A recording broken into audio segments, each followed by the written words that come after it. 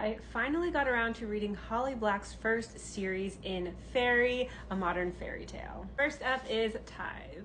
This book has been out for over 20 years. I don't think I really need to do a recap, but real quick, Kay and her mother have lived this very nomadic life because of Kay's mother's band. However, after a weird random attack one night, it forces them home to live with Kay's grandmother in New Jersey, which growing up there, Kay used to see fairies. One day she's walking through the woods and she sees this injured knight. She tends to him and ends up getting swept into this world of faerie with this rivalry between unseelie and seelie courts. I like this introduction to faerie. I really like the way Holly Black writes fairies specifically.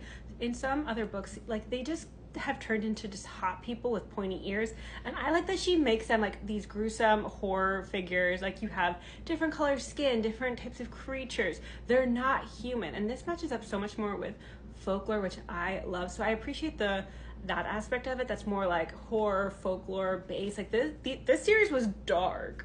I thought Kay was a really interesting character. I liked her background. I liked the twist that Holly Black did with her character. I thought that was so interesting.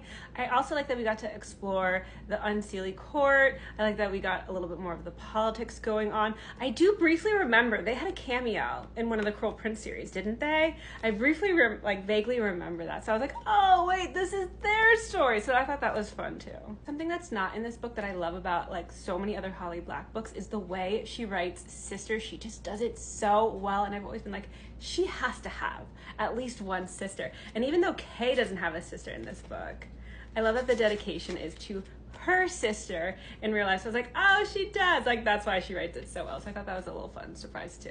I like some of the other characters as well. I thought Reuben had a really interesting background. I liked the dynamic between him and the Seelie Queen. I thought that was so interesting. I also liked Corny. I cannot take his name seriously, but by the end of it, I really grew to like his character too.